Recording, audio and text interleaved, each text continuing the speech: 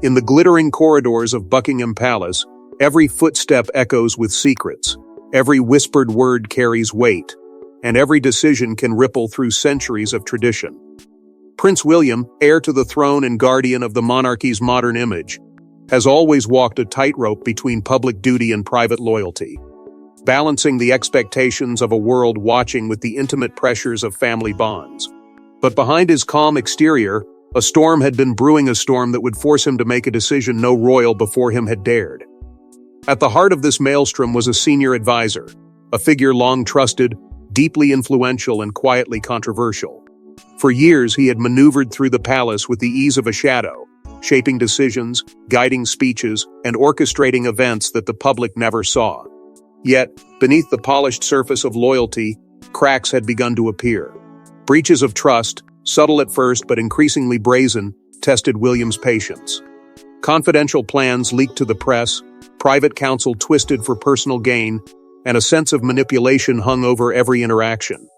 This was not a matter of protocol, it was personal. Every act of deception cut deeper, a knife twisting not just through professional trust, but through the very fabric of familial and royal allegiance. The palace, for all its opulence, became a pressure cooker of secrecy.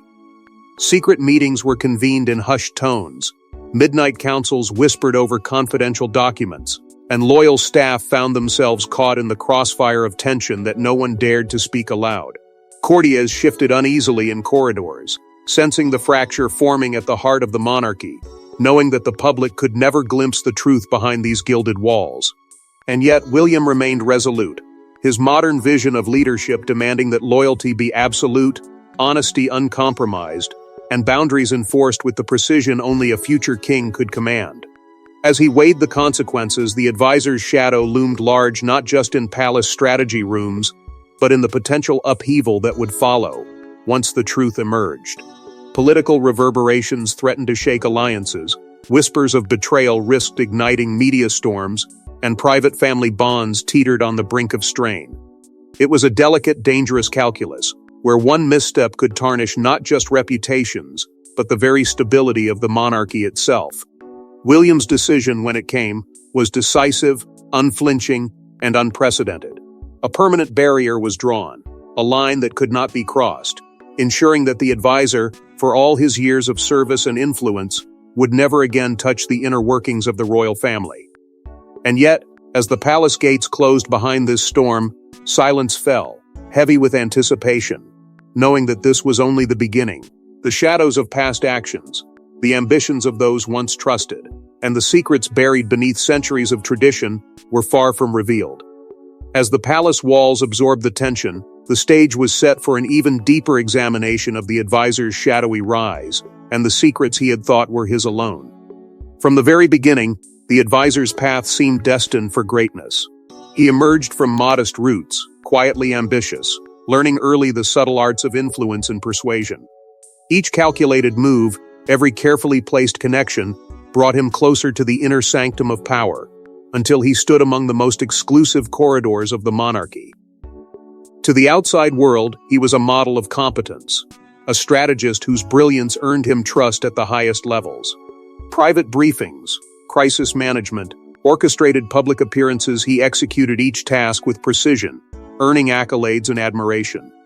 But beneath the polished surface, a darker pattern was forming. Whispers followed him like shadows, clandestine communications, secret memos that hinted at agendas hidden from even the most loyal courtiers. Deals struck in corridors no one else dared enter. He crossed boundaries others would have never dreamed of, gently bending rules, quietly testing limits, until the lines blurred beyond recognition. Each small overstep was invisible to most, but not to Prince William. The heir watched with a penetrating eye, sensing ambitions that were not merely professional but personal, ambitions that threatened the delicate balance of loyalty and trust within the palace. Other staff noticed the cracks, the irregularities, but many remained silent, fearful of the consequences or seduced by the advisor's charm and apparent competence. In hushed tones, some debated the wisdom of challenging him, while others feared being caught in the crossfire of palace intrigue. The advisor's brilliance became a double-edged sword. Every act of cunning built his power while simultaneously drawing William's scrutiny. Each private correspondence, each hidden maneuver, hinted at a betrayal waiting to unfold. The tension was invisible yet palpable, a quiet current running beneath the surface of the royal household. As he advanced, the palace's glittering fade concealed the brewing storm, the whisper of consequences that no one yet dared acknowledge. William's patience, tested and refined over years of navigating both public scrutiny and private responsibility, was nearing its limit. He could sense the moment approaching when diplomacy would no longer suffice, when decisive action would be required to preserve not only the integrity of the monarchy, but the trust that underpinned it. The advisor's shadowy rise, brilliant yet perilous, had brought him to the apex of influence, but it was precisely at this peak that danger loomed, unseen by all but the prince who had watched the game from the very beginning. One misstep, one revelation, could ignite the spark that would set the palace aflame with scandal and betrayal. And as the curtain rose on this critical juncture, the palace walls themselves seemed to hold their breath, anticipating the clash that would decide the fate of trust, power, and loyalty. The stage was set, the pieces in place, and the question remained: would the advisor's ambitions finally meet the unyielding resolve of the heir? Or would the palace itself bear the cost of secrets left unchecked? The palace, for all its glittering grandeur, had become a pressure cooker of secrets and tension, each hallway humming with whispered conversations and the quiet shuffle of worried aides. Every smile at a public engagement masked a private storm, every courteous nod concealing suspicion. Prince William, once patient and measured, felt the weight of betrayal pressing in from all directions. Leaks had begun to slip into the media, subtle manipulations of protocol were increasingly brazen, and rogue actions by the advisor had transformed from minor irritations into clear threats to the monarchy's cohesion. The prince's frustration was no longer a contained undercurrent, it had grown into a tempest, a hurricane of anger and resolve, threatening to upend the careful equilibrium the royal family had maintained for decades. Tensions within the family mirrored the unrest among the staff. Even at dinners meant to be private and serene, hushed arguments and sidelong glances betrayed simmering discontent. Loyalty was tested in ways that no royal handbook could predict, and alliances were forming in shadows where only the observant could see. Advisors whispered in corners, courtiers chose sides, and an unspoken line had been crossed. Then came the pivotal incident, the red line that could not be ignored. A private memorandum containing sensitive directives was altered in a way that could have jeopardized a major royal initiative. It was more than a misstep, it was proof that the advisor's influence had gone beyond counsel and had begun to encroach on control. William's decision-making, always meticulous and deliberate, crystallized in that moment. The stakes were not merely professional, they were deeply personal, entangled with the legacy of the family and the trust of the monarchy itself. Yet even as he prepared to act, shadows of uncertainty lingered. Would removing a trusted figure from power expose the palace to media scrutiny? Could whispers of scandal leak into the public sphere, igniting debate and suspicion on a scale that no royal could contain? Every angle had to be weighed, every consequence anticipated, but the urgency of betrayal demanded action. The tension was electric, a taut wire stretching across the palace corridors, ready to snap at the slightest provocation. Allies who had once supported the advisor now wavered, their loyalty tested against the growing force of William's resolve. The atmosphere was thick with anticipation, a charged silence that promised upheaval.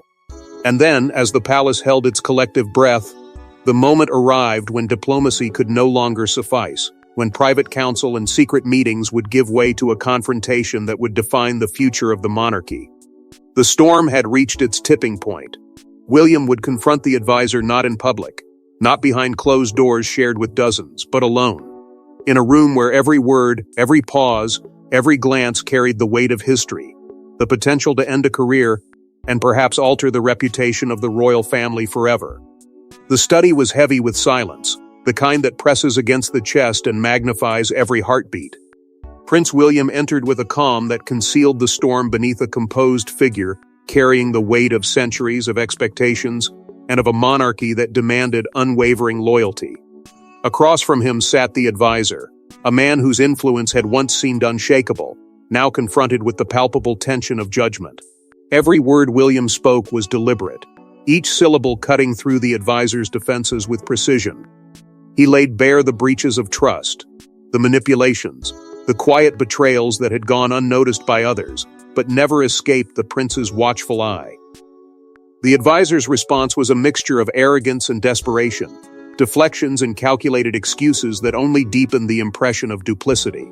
He tried to charm, to explain, to redirect blame. But William's gaze, steady and piercing, allowed no escape. In the pause that followed a particularly sharp accusation, a quiet psychological duel unfolded: a look, a subtle gesture, a silence that spoke louder than any words. In that moment, the stakes crystallized. This was not a reprimand, not a warning, but a verdict that would redefine the boundaries of loyalty and trust within the royal household. The emotional intensity was suffocating. Every misstep, every secret revealed, carried the weight of personal betrayal. The advisor realized, perhaps too late, that he was not merely facing a critique of his professional conduct, but the judgment of a man determined to protect the integrity of a family, a legacy, and a throne. William's voice, calm yet unyielding, left no room for negotiation, no possibility for continued influence, and no path to redemption. The room seemed to shrink under the force of history pressing down, portraits of monarchs passed observing silently, bearing witness to a confrontation that would echo far beyond the walls of the palace. The advisor, drained and cornered, left with the realization that his career, built painstakingly over years, had reached its irrevocable end. Yet even as he departed, neither man could ignore the shadows beyond the steady whispers of exposure, the looming scrutiny of the public eye, and the subtle tremors among allies and staff who had witnessed the fallout in hushed awe. The consequences of this meeting would unfold in ways neither could fully anticipate, touching the palace, the monarchy, and the fragile trust that bound the institution together. William's decision was final, but the reverberations were only beginning. The advisor had left, forever changed, unaware that his absence would spark questions, tensions, and revelations that would ripple through the corridors of power for months to come. And as the echoes of that confrontation settled, the palace braced itself, knowing that what had begun as a private reckoning was about to ignite a storm that would test loyalty, legacy, and the very foundation of royal authority. Word of William's decisive action swept through the royal network like a shockwave, leaving courtiers and staff alike scrambling to assess their positions. Allies were forced to choose sides, their loyalties tested in ways that no one could have predicted. Whispered conversations became urgent councils, private corridors buzzed with anxious speculation, and the atmosphere inside the palace shifted from polished calm to taut tension. Fear and astonishment intertwined as those closest to the advisor grappled with the sudden loss of a figure who had once seemed untouchable. Division crept through the ranks. Some pledged silent allegiance to the prince, others hesitated, clinging to old alliances, unwilling to confront the shifting balance of power. Meanwhile, outside the gilded walls, the press sensed the tremors of scandal, circling hungrily for any hint of intrigue. Rumors began to leak, subtle yet explosive, feeding public curiosity and igniting speculation about the true nature of the advisor's downfall. Headlines whispered betrayal, while social chatter amplified the palace drama into a spectacle the monarchy had not anticipated. The advisor, once commanding rooms with effortless authority, now found himself isolated, cut off from the networks that had sustained him. Paranoia set in, every message or glance a potential threat, every phone call a reminder of his sudden vulnerability. Regret gnawed at him not just for lost influence but for the personal bonds that had been irrevocably fractured by his own ambition and missteps. For William, the ordeal was a crucible of leadership. He reflected deeply on the delicate balance between justice and mercy, between demonstrating the firmness required of a future monarch and preserving the dignity of an institution built on centuries of tradition. The weight of responsibility pressed upon him, yet his resolve remained unshaken. Every decision was measured, every move calculated to protect both the family and the public image of the crown. Even as the palace began to recalibrate, adjusting to the absence of a once powerful advisor, subtle signs hinted that the story was far from concluded. Whispers from the shadows suggested plans forming in the advisor's exile, strategies for retaliation, potential comebacks, and secrets poised to surface at the most inopportune moments. The palace, despite the outward appearance of order restored, remained on edge.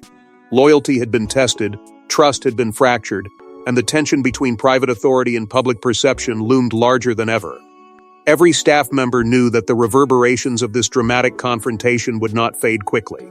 And as the advisor retreated into the shadows, pondering his next move, the palace braced itself for the next chapter, one that promised to challenge not just the staff and courtiers, but the very foundations of loyalty, power, and the monarchy itself. Some secrets, it seemed, were too explosive to remain hidden for long, and the silence that followed this storm was merely the prelude to an even greater upheaval that would test all who dwelled within the gilded walls. Even in exile, the advisor's mind was never idle. Cast out from the corridors of power, he retreated into calculated invisibility, concealing ambition beneath a veneer of humility while quietly orchestrating his return. Every move was deliberate, every alliance painstakingly crafted. He reached out to media figures who hungered for scandal, to insiders who nursed grudges and quietly resented the shifting tides of palace favor. Rumors, strategically seeded, began to drift into the public sphere not overtly, not enough to provoke immediate alarm, but enough to suggest the palace's perfection was fragile, even vulnerable. Messages arrived in encrypted channels, cryptic notes from loyalists and allies that hinted at secrets only he could reveal, threads that, if pulled, might unravel reputations long thought untouchable.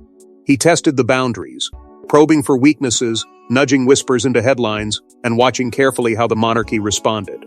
Prince William, aware of these movements, countered with a precision born of instinct and foresight, deploying trusted aides, adjusting internal strategies, and shoring up vulnerabilities in the palace network. Every step was a silent chess match, with both sides measuring influence, testing reactions, and calculating the risks of exposure. The tension escalated as the advisor pushed further, hinting at revelations that could embarrass the royal family, compromise alliances, and challenge the image William had worked so hard to cultivate. Yet William's resolve remained unwavering. His decisions, executed with strategic brilliance, ensured the monarchy's integrity remained intact, at least for now. The back and forth became a high-stakes game of shadows, each side anticipating the other's move, each maneuver layered with subtle psychological pressure. Allies on both sides shifted uneasily, aware that even a single misstep could tip the balance. As leaks surfaced, hints of betrayal spread, and whispers carried through the corridors of power, it became clear that the conflict had grown far beyond a simple dispute of loyalty or authority. It was now a battle for influence, legacy, and control, a struggle that threatened to define the era and test the limits of leadership. The advisor's maneuvers were a calculated gamble, risking everything in hopes of reclaiming relevance, while William's vigilance underscored the stakes of maintaining order in the face of subversive cunning. Each subtle threat, each cryptic message, layered tension upon tension, making the inevitability of confrontation unavoidable. The palace, once a place of solemn duty and quiet tradition, now pulsed with anticipation and unease, every loyalist bracing for the revelation that could shatter their world. And as the advisor continued his covert orchestration, weaving networks and stirring whispers, the stage was set for the ultimate reckoning. The battle lines were drawn, subtle yet unmistakable, with the future of influence, reputation, and trust hanging precariously between two formidable minds. The game of shadows had reached a crescendo, and as murmurs of treachery spread, one truth became undeniable. A final confrontation was looming, a decisive clash that would determine not just careers, but the very image and authority of the monarchy itself. The reverberations of William's decision to ban the advisor swept through the royal family with an intensity that few outside could imagine. In private, brothers and cousins huddled in hushed discussions, their voices low but charged with emotion, each weighing loyalty against self-preservation, tradition against the urgent need for action. Confidants found themselves torn, caught between personal allegiance and the expectations of a family whose history was steeped in duty, secrecy, and centuries-old codes of conduct. Away from public ceremonies and state functions, the walls of the palace bore witness to moments of raw vulnerability, tearful confessions, tense arguments that flared and faded like lightning, and the quiet despair of those who realized that no amount of public decorum could mask the fractures.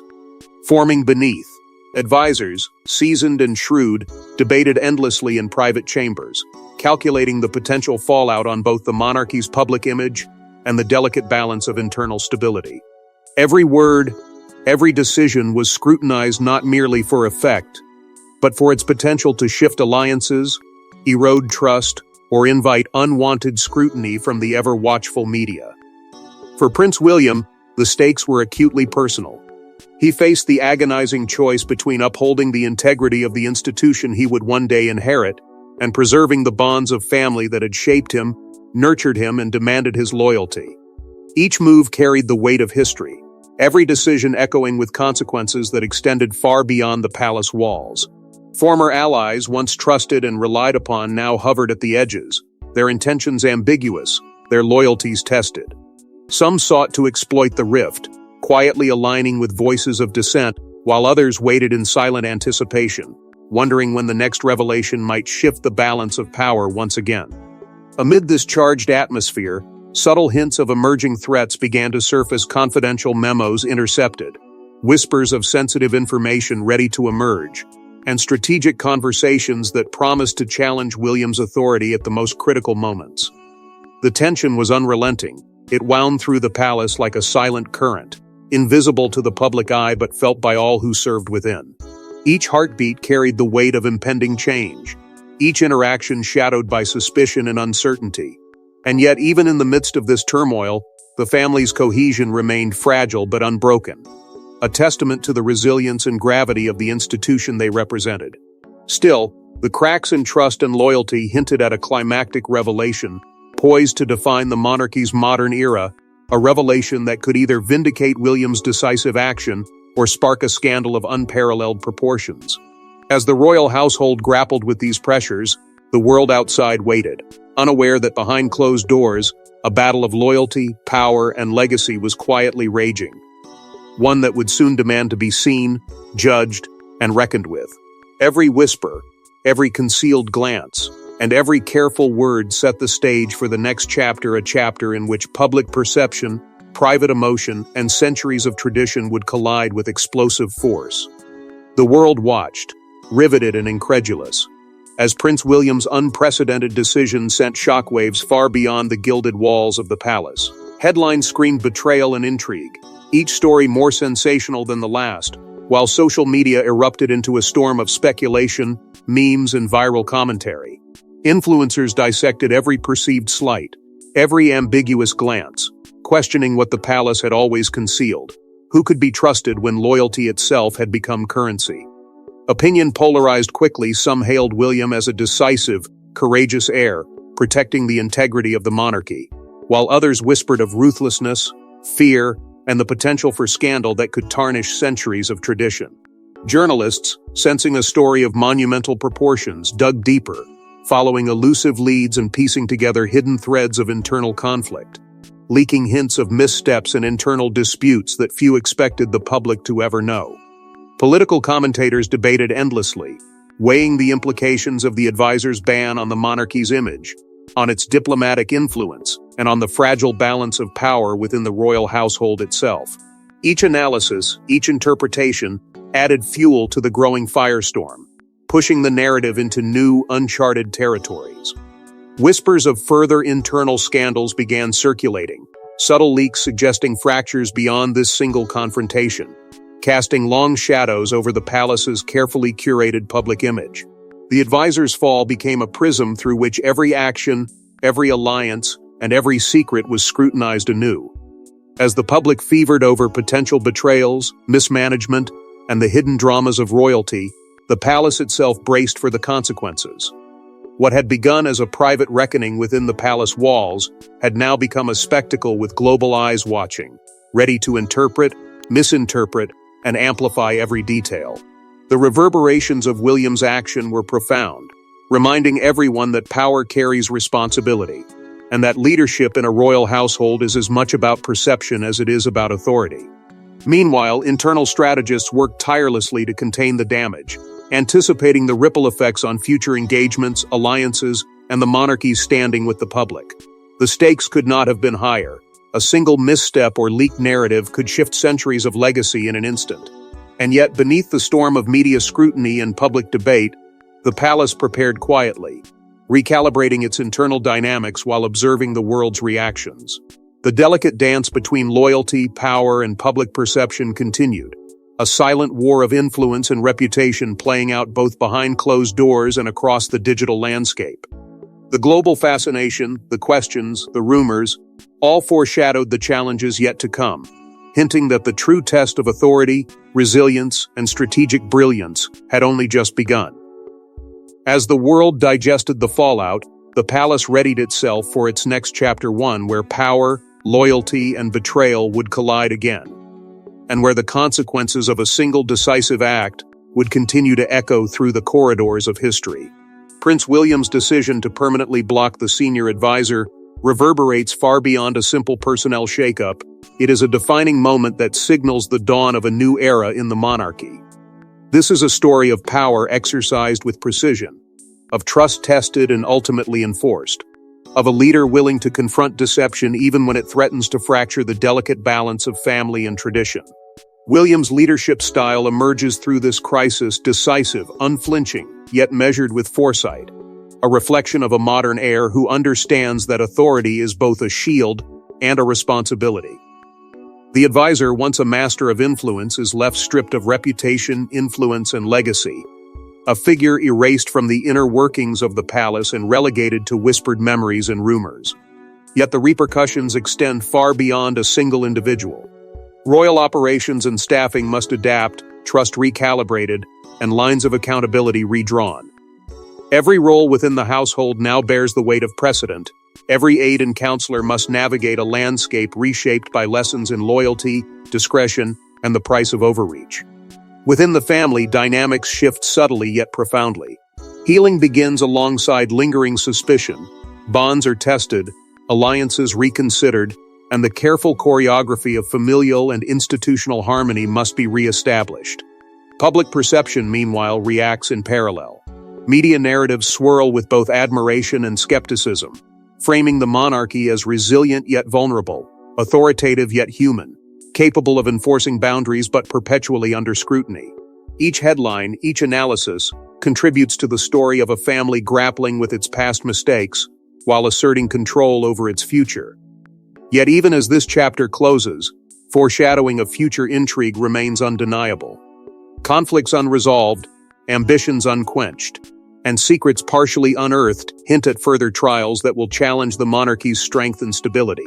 William's decisive action may have secured immediate order, but it cannot erase the undercurrents of rivalry, mistrust, and ambition that pulse through the corridors of power. The palace gates may remain closed, the halls quiet once more, but the echoes of betrayal, the tension of exposed secrets, and the lessons of loyalty enforced resonate long after the decision is made. The institution itself stands, resilient yet forever marked by the turbulence of this confrontation. And as the royal family moves forward, the knowledge remains. In a world where power and ambition coexist with tradition and expectation, no secret will ever stay hidden for long, and every action carries the weight of consequence.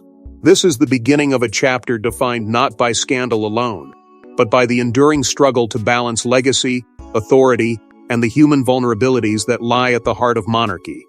The palace may appear composed, but beneath the surface, the story of ambition, loyalty, and the fight for control continues to unfold, shaping the destiny of an institution centuries in the making.